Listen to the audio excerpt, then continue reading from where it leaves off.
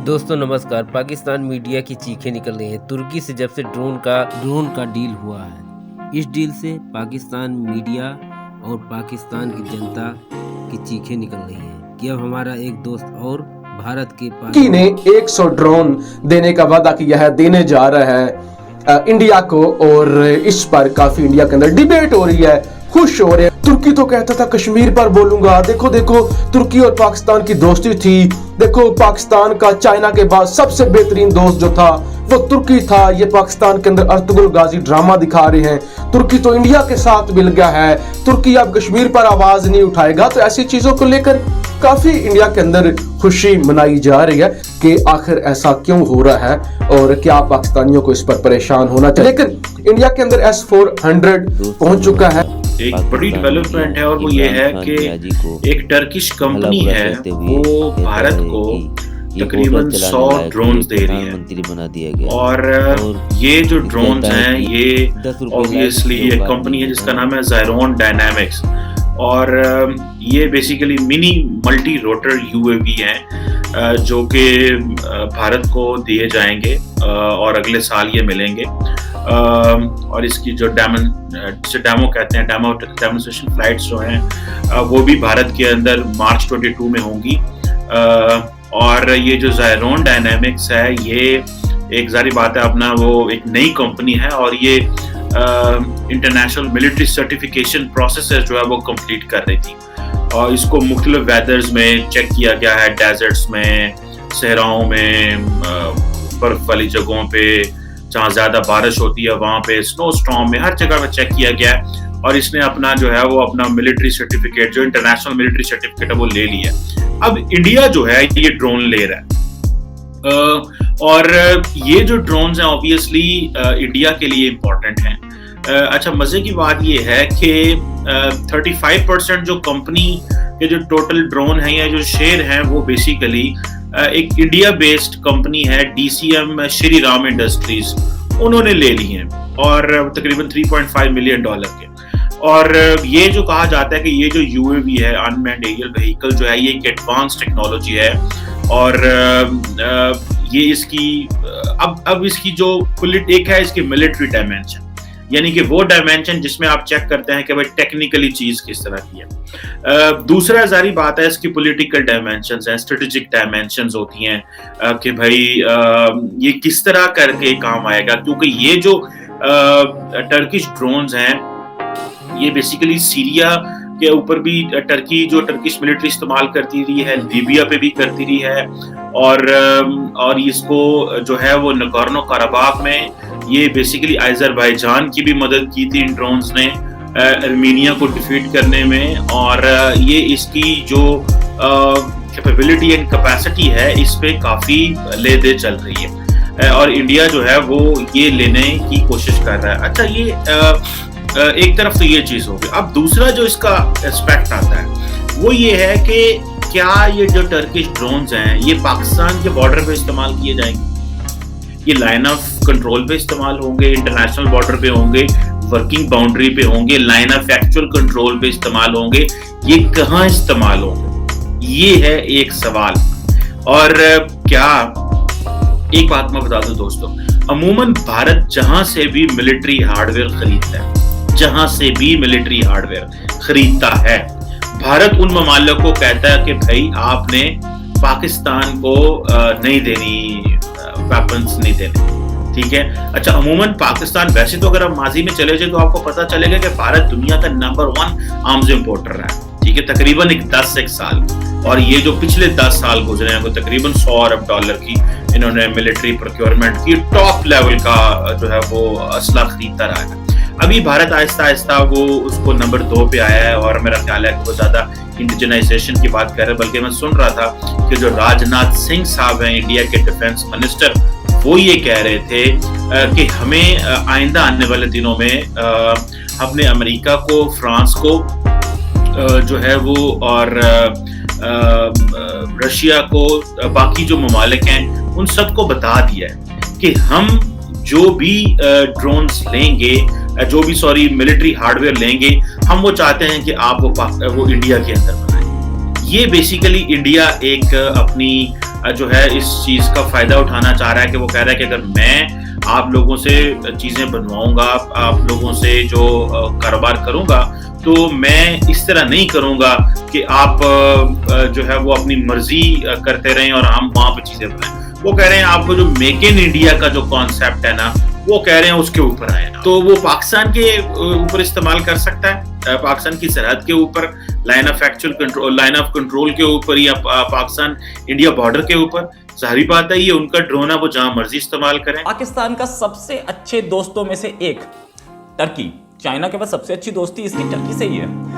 Turkey जो है वो इंडिया को करेगा करीब 100 ड्रोन्स एक्सपोर्ट करेगा।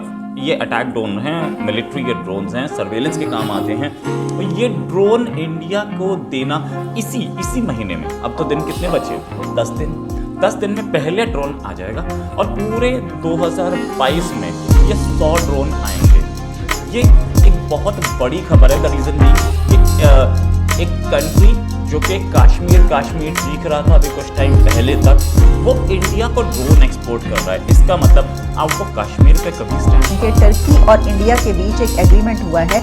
इस एग्रीमेंट के तहत टर्की इंडिया को 100 ड्रोन्स दे रहा है।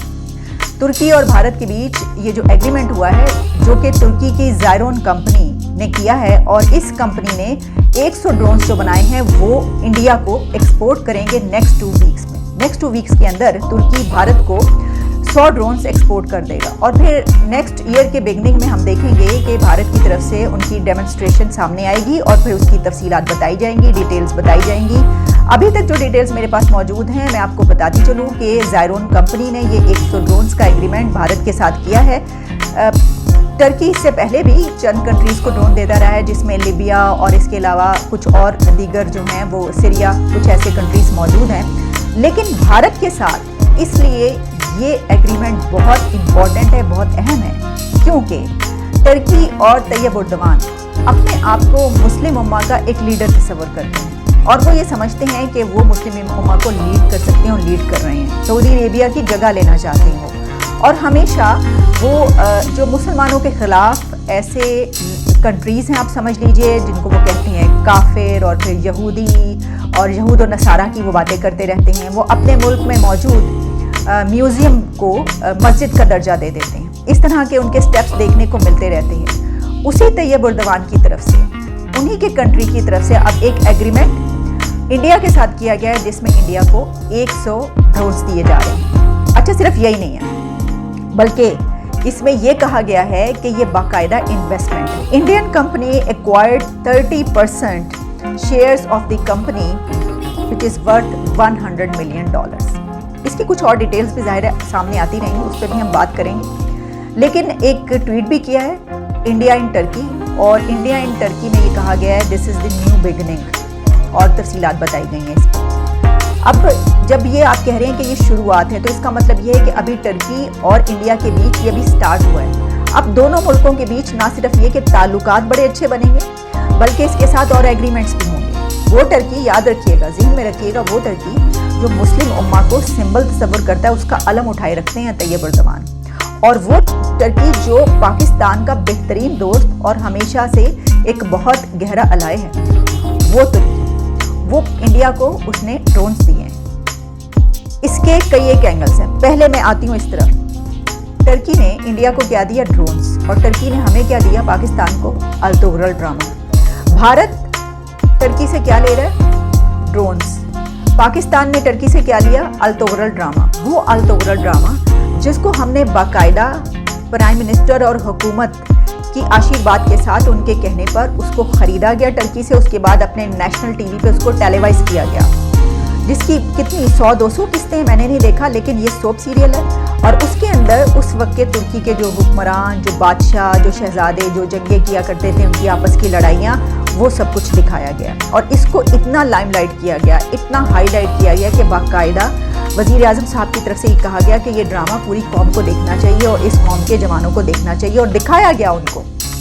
और अभी तक ढोल बताशे बजा बजा के उसके गुण गाए जाते हैं। हमने टर्की से अल-तोगरल ड्रामा लिया है, तुर्की ने हमें अल-तोगरल ड्रामा दिया है, और इंडिया को तुर्की ने ड्रोन्स दिए। ये होती हैं दुनिया की और कंट्रीज़ की स्ट्रेटजीज़ और आगे बढ़ने के तरीके।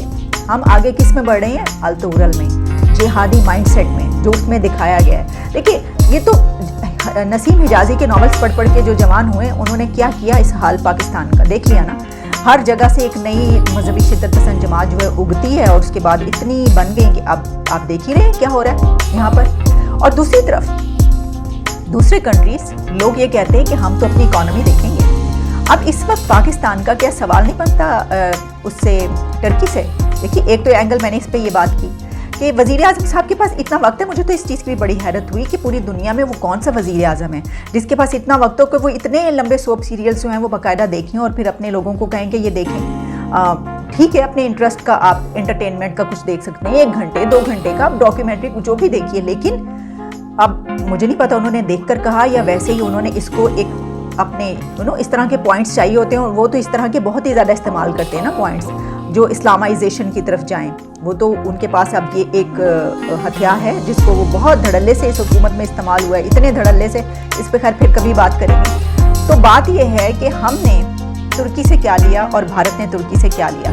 अब अगर आप सवाल करेंगे टर्की से कि आप इंडिया को ये ड्रोन्स दे रहे हैं, इंडिया तो पाकिस्तान के खिलाफ इस्तेमाल करेगा ये ड्रोन्स, तो टर्की क्या कहेगा भला आपको? तैयब एर्दोगान क्या कहेंगे कि ओहो ये तो बड़ी गलती हो गई, हम ये अपना कॉन्ट्रैक्ट वापस ले रहे हैं? नहीं, वो आपको कहेंगे हमारी इकोनॉमी हमारे लिए सबसे बड़ी है भाई, हमने अपनी इकोनॉमी को देखना है, हमें इससे फ़ायदा हो रहा है, हमारे पास पैसा आ रहा है। और कहा यह जा रहा है, पब्लिश ये हो रहा है कि टर्की इंडिया के साथ ये एग्रीमेंट करने के लिए इसलिए दौड़ा चला गया है क्योंकि तुर्की को इस वक्त मुश्किल हालात दरपेश हैं, वो बैंकरप्ट होने जा रहा है। इस वजह से वो भारत की तरफ दौड़ा चला गया ट्रेड के लिए, ताकि उसकी मजीद ट्रेड इससे आगे भी वो एग्रीमेंट्स करे और अपनी इकोनॉमी को जो है वो संभाले। इस तरह की बहुत सारी चीज़ें भी पब्लिश हो रही हैं। मैं कह रही हूँ चलें उसके हालात बहुत अच्छे होंगे, लेकिन तब भी उसने अपने बेनिफिट के लिए ये कॉन्ट्रैक्ट किया। अब हम अगर ये कहें कि इंडिया इसको पाकिस्तान के खिलाफ इस्तेमाल कर सकता है या नहीं कर सकता है, इसका एक एंगल ये भी है। तो देखें, क्यों नहीं कर सकता? शक, भारत जब S-400 उसने लिए या अब ये ले रहा है तो वो ये कहता है, उस तरफ से ये बात की जाती है कि हम ये चाइना के खिलाफ ले रहे हैं। चाइना और उनके जो ताल्लुकात जिस तरीके के चलते रहते हैं, वहाँ पे जो कुछ होता रहता है दोनों मुल्कों के बीच, तो ठीक है, हम ये मान सकते हैं कि वो अपनी जो इसकी ताकत बढ़ा रहा है, जो उसकी पावर है और डिफेंस के लिए जो भी वो उसमें इन्वेस्ट कर रहा है, वो चाइना के खिलाफ कर रहा है। लेकिन पाकिस्तान और भारत के बीच जो रिलेशंस रहते हैं, जो कुछ चलता रहता है, अक्सर औकात LOC पर गोलाबारी शुरू हो जाती है सीज़ फायर के बावजूद। हम कितनी जंगें लड़ चुके हैं। तो क्या अगर ऐसी नाजुक सूरत हाल कोई होती है या कुछ ऐसे सिचुएशन हो जाती है तो तुर्की इंडिया जो है वो पाकिस्तान के खिलाफ ये ड्रोन इस्तेमाल नहीं करेगा? यकीनन करेगा। इनका इस्तेमाल पाकिस्तान के खिलाफ हो सकता है। तो पाकिस्तान की हुकूमत को और PM साहब को, जो कि तैयब एर्दोगान साहब के बहुत गहरे और अच्छे दोस्त हैं, यानी कि बड़े अच्छे गहरे ताल्लुकात हैं, क्योंकि वो अल तुगरल ड्रामे की जो है वो बड़ी तशहीर करते रहे हैं। बाकायदा जो है वो हमने एक इश्तिहारी बोर्ड अपने मुल्क के ऊपर जो है वो लगा दिया था और हम कहते थे कि क्या बात है, अल तुगरल से बड़ा कोई ड्रामा ही नहीं है दुनिया का। तो अब उनको ये कहना चाहिए तैयब एर्दोगान से कि ये आपने क्या किया? आपने जिसको आप कहते हैं अपना दुश्मन, उसको जो है आपने हमारे खिलाफ दे दिए, हमारे दुश्मन को दे दिए। जिस तरह के हम कहते हैं ना, हमारा जो कौमी बयानिया तो यही है। तो आपने उनको हमारे खिलाफ ड्रोन्स दे दिए, तो फिर आप देखिएगा कि उनकी तरफ से क्या जवाब आता है। दूसरी तरफ OIC हमने करवाई। अब देखिए, मैं वही कह रही हूँ कि डिप्लोमेटिक आपके क्या स्टैंसेस होते हैं, आप किस तरीके से अपनी मुल्क को आगे लेकर चलते हैं। हमने OIC करवाई, हमने कहा जी भारत को नहीं बुलाना, बिल्कुल नहीं बुलाया आपने। इससे पहले भारत ने एक कॉन्फ्रेंस करवाई, उसने आपको इनवाइट किया, आप नहीं गए, आपने इनकार कर दिया। भारत ने कहा अच्छा, आपने OIC करवाई। उसी वक्त इंडिया ने भी एक अपनी कॉन्फ्रेंस करवाई जिसमें OIC के उन 5 मेंबर्स को बुलाया, उस कॉन्फ्रेंस में बुला के की कि जिनको OIC में आना चाहिए था। तुर्कमानिस्तान, उज़्बेकिस्तान, ताजिकिस्तान, ये सब कंट्रीज़ जो कि OIC में जिनको होना चाहिए था पाकिस्तान में, वो सब उस वक्त कहाँ पर थे? इंडिया में थे। और साइमल्टेनियसली यहाँ पर जब एक कॉन्फ्रेंस हो रही थी तो उसी वक्त at the same time India में वो वाली कॉन्फ्रेंस, वो वाली समिट हो रही थी और उसका भी यही एजेंडा और टॉपिक था। उसमें भी यही एजेंडा और टॉपिक रखा गया कि अफ़गानिस्तान को ह्यूमैनिटेरियन एड किस तरीके से पहुँचाई जाए, क्या किया। इसके अलावा एक जो बेसिक पॉइंट था वो ये था कि मेक श्योर किया जाए कि अफ़गानिस्तान से दहशतगर्दी जो है वो दूसरे हमारे कंट्रीज़ तक ना पहुँचे। तो हम ये भी कर सकते थे कि हम ना तो अमेरिका को एब्सोल्युटली नॉट कहते, ना हम डेमोक्रेसी समिट में जाने के लिए इनकार करते, और ना ही हम ऐसा करते कि भारत जब हमें अपनी कॉन्फ्रेंस में बुलाता है तो हम इनकार कर देते।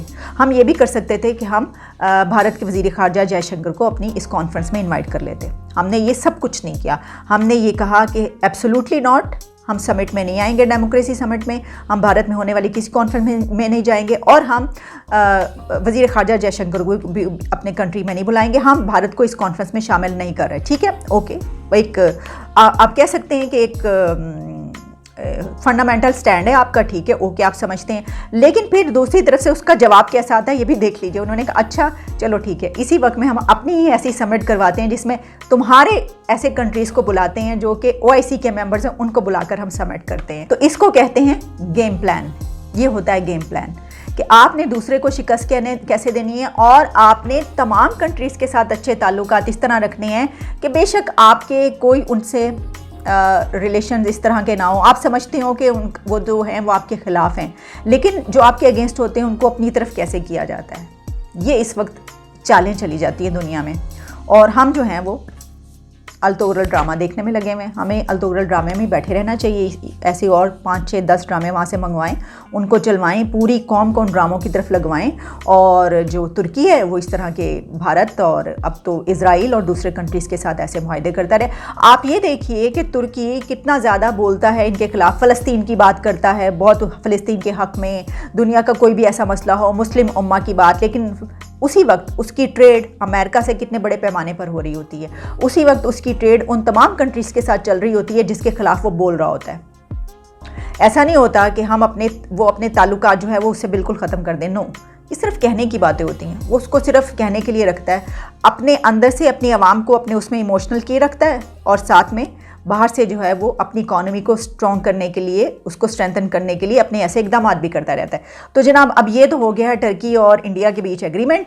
तो मेरा ये ख्याल है कि पाकिस्तान को अब अलतोगरल जैसे एग्रीमेंट कुछ और करने चाहिए, कुछ और ड्रामे यहाँ पर मंगवा लेने चाहिए, अपनी यूथ को दिखाने चाहिए और उनको कहना चाहिए कि आप इस पर अमल दरामद करें, इसी पे चलते रहें। और जहाँ तक ये OIC की बात है तो ये तो हम देखेंगे कि अब कितने फ़ंड्स जो हैं वो इससे जमा होते हैं। ठीक है, हमारे हाथ में कुछ भी नहीं था, हमने सोचा चलें एक ये रास्ता है, इसको करके देख लिया जाए, हमने करके देख लिया। अब कितने फंड्स होते हैं जमा जिससे अफ़गानिस्तान के मसाइल को हल किया जा सकता है, या फिर ये कि कौन सा कंट्री है जो इस कॉन्फ्रेंस के बाद अफ़गानिस्तान को रिकग्नाइज़ कर लेता है। अगर तो कंट्रीज़ ऐसा करते हैं, इसका इतना असर होता है तो बहुत सक्सेसफुल होगी है, लेकिन अगर ऐसा कुछ भी नहीं होता तो फिर ये करवाने का क्या फ़ायदा हुआ। और फिर OIC जो हमने करवाई, हमने ये भी देखना है कि इसके असरात क्या मुरतब होते हैं, इससे हमें कितना बेनिफिट मिलता है, क्या हुआ है इसके बाद, कितने फ़ंड्स जमा हुए हैं OIC से, किस किस मुल्क ने जो है वो प्लेज किया है अफ़गानिस्तान के लिए, कितनी बड़ी रकम जो है वो इकट्ठी की है हमने, और कितना फ़ायदा होगा अफ़गानिस्तान को, कितना बेनिफिट होगा इसका। और इसके अलावा इस कॉन्फ्रेंस के बाद, हमारी बात सुनने के बाद, मुस्लिम उम्मा की बात सुनने के बाद, वो कौन कौन से कंट्रीज़ हैं जो अफ़गानिस्तान को रिकग्नाइज़ करेंगे, इसके असरात तो ये निकलने चाहिए। हमने इसीलिए ये की है कॉन्फ्रेंस ना, तो देखते हैं कि इसके असरात हम कितने, अभी तक जो है वो कुछ भी सामने एज सच इस तरह से मुझे कोई फिगर सामने नहीं आए।